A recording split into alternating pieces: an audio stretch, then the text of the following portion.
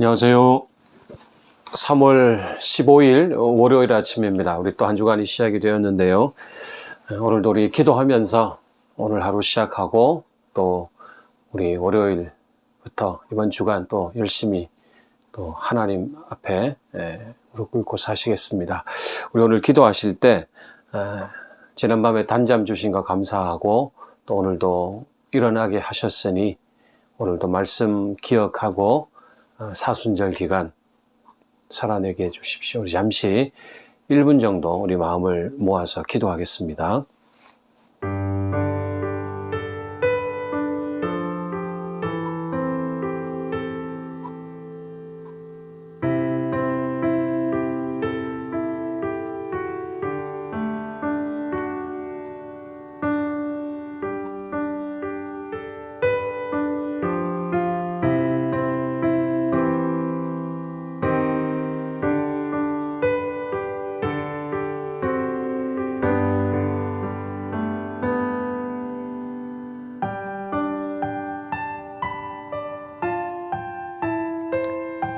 예수님의 이름으로 기도하옵나이다. 아멘. 자, 오늘 우리 15일 월요일 아침에 우리에게 주시는 말씀은 요한복음 4장 43절에서 54절까지 말씀입니다. 요한복음 4장 43절에서 54절 마지막 절까지 말씀인데요. 말씀을 묵상의 제목을 믿고 가더니라고 한번 정해보았습니다. 오늘 왕의 신하의 아들이 고침받는 사건인데요. 우리 같이 합독하도록 하겠습니다. 43절입니다. 이틀이 지남에 예수께서 거기를 떠나 갈릴리로 가시며 친히 증언하시기를 선지자가 고향에서는 높임을 받지 못한다 하시고 갈릴리에 이르심에 갈릴리인들이 그를 영접하니 이는 자기들도 명절에 갔다가 예수께서 명절 중 예루살렘에서 하신 모든 일을 보았음이더라. 예수께서 다시 갈릴리 가나에 이르시니 전에 물로 포도주를 만드신 곳이라. 왕의 신하가 있어 그의 아들이 가버나움에서 병들었더니 그가 예수께서 유대로부터 갈릴리로 오셨다는 것을 듣고 가서 청하되 내려오셔서 내 아들의 병을 고쳐주소서 하니 그가 거의 죽게 되었습니다. 예수께서 이르시되 너희는 표적과 기사를 보지 못하면 도무지 믿지 아니하리라.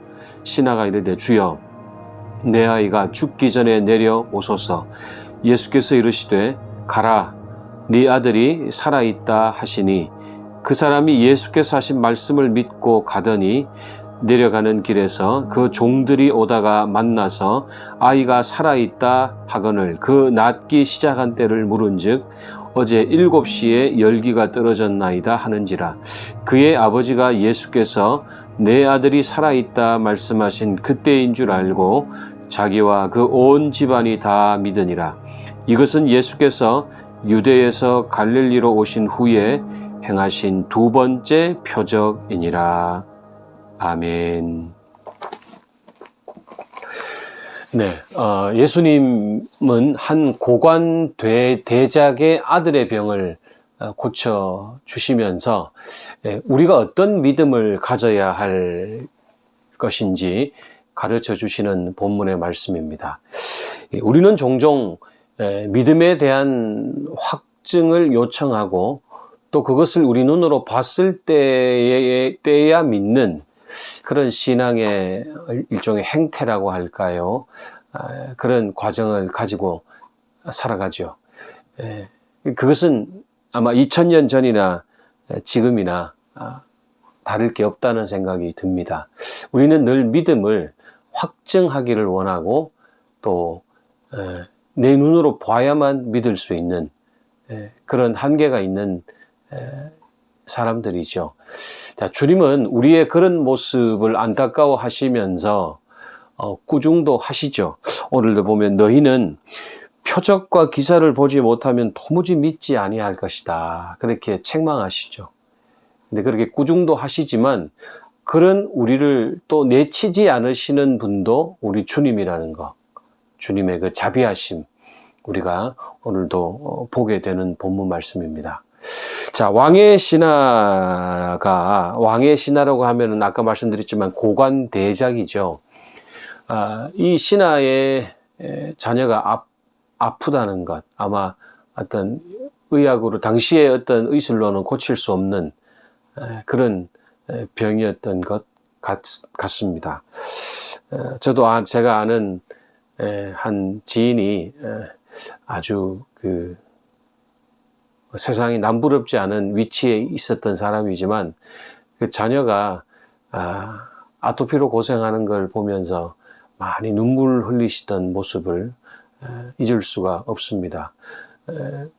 그만한 권력과 권세를 가지고 있다면 왜 저 병을 못 고칠까 할 정도로 아이가 밤새도록 잠을 못 자고 자기 몸을 긁으면서 엄마도 같이 밤을 새는, 그렇게 일주일이고 2주일이고 그렇게 많은 시간을 밤을 새우면서 그렇게 괴로워하셨던 그분의 모습이 기억이 나는데요.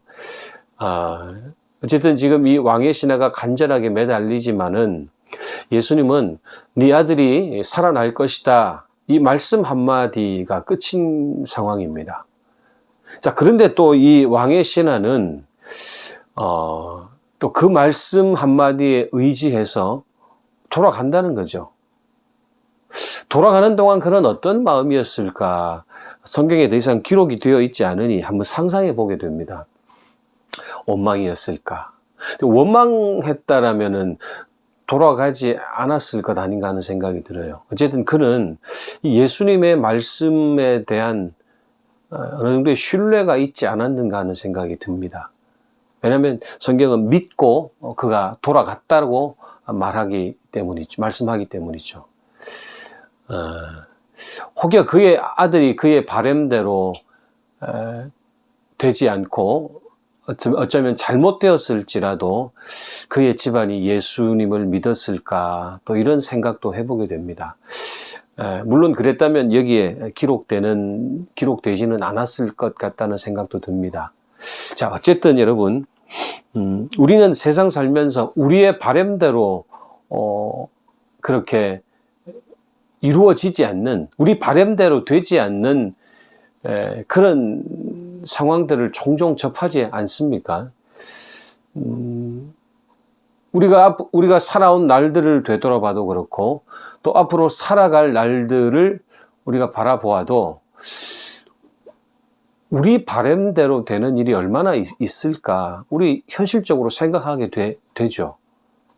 그런데 다만 여러분, 우리가 내가 원했던 대로 되지 않았기 때문에 예수님이 계시지 않는다고 쉽게 단정 짓지는 않았으면 좋겠다는 생각이 듭니다. 왜냐하면 주님은 우리의 필요를 너무 잘 아시기 때문이에요. 나보다 나를 더 잘 아시기 때문에 꼭 내가 원하는 바램대로 되어야 주님이 살아계시다, 그렇게 우린 단정 지을 수 없다는 것입니다. 오늘 이 하루도 우리 모두에게는 상황이 조금씩 다르겠지만 어려운 일들, 또 어려움에 처할 때가 많을 것입니다. 그때 우리가 주님을 온전히 신뢰하고 우리가 있어야 할 자리로 돌아갈 수 있는 것, 그것 또한 귀한 믿음이라는 것을 예수님은 오늘 우리에게 말씀해 주십니다. 주님은 오늘도 보지 않고 믿는 믿음, 즉 기적이나 신기한 일을 경험하지 않고서도 우리에게 다가오는 모든 사건들, 또 어려운 일들을 우리 몸으로 받아들일 수 있는 그 믿음을 우리에게 요구하신다는 것입니다. 사랑하는 여러분, 오늘도 또 하루가 시작되었고 여전히 우리는 코로나 시대, 위드 코로나 시대에 있습니다. 오늘도 우리에게 어떤 일이 닥쳐일지 모르지만, 그러나 이 모든 상황을 알고 계시는 주님이 우리와 함께 계시다는 거 잊지 마시고, 오늘도 주님이 원하시는 믿음, 너희들은 표적과 기사를 보지 못하면 도무지 믿지 않는구나, 우리 여기에서 한 단계 더 들어가서 주님의 하신 말씀을 믿고 우리의 삶의 자리로 가서 열심히 또 삶을 살아가는 그런 하나님의 백성 다 되시기를 간절히 축원합니다. 자, 오늘 이번 주 우리 미션은 쉽다면 쉽고요. 또 어렵다면 어려운 미션인데 우리 육류 섭취를 좀 절제하는 주간입니다. 우리 좀 식생활에 신경 써 주셔서 고기 되도록이면 한번 먹지 않도록, 우리가 육류를 절반으로 줄인다면 이 세상에 이 탄소 문제가 엄청나게 해결될 수 있다는 것, 여러분 우리가 그냥 허투루 듣지 마시고, 왜냐하면요, 여러분 제가 말씀드렸지만 이 지구상에 탄소를 배출하는 많은 것들이 있는데 우리가 먹기 위해서 기르는 이 축산, 이 소나 돼지나 닭이 내놓는 그 탄소의 양이 어마어마하다는 거예요. 제가 어느 책을 보니까 인간의 모든 교통수단과 맞먹는다 그래요. 그만큼 이 가축들이 내어놓는 탄소가 많다라는 거죠. 우리가 좀 적게 먹으면 그 가축들도 좀 덜 키우지 않겠습니까? 그렇게 우리 한번 이번 한 주간 실천해 보시면 좋겠고요. 두 가지 기도 제목입니다. 주님, 우리에게 다가오는 모든 어려움들이 결국에는 나의 치유와 성숙을 위한 것임을 알기 때문에 오늘도 크고 작은 삶의 문제들을 만날 때 환영할 줄 알며 오늘도 믿음을 붙잡게 해달라고 기도하겠습니다. 코로나 장기화로 외로워하는 형제 자매들이 우리 주변에 참 많습니다. 그 상황들을 외면하지 않게 해주시고 한 걸음 더 그들에게 다가갈 수 있는 내가 되고 우리가 되면 좋겠습니다. 다 같이 기도하겠습니다.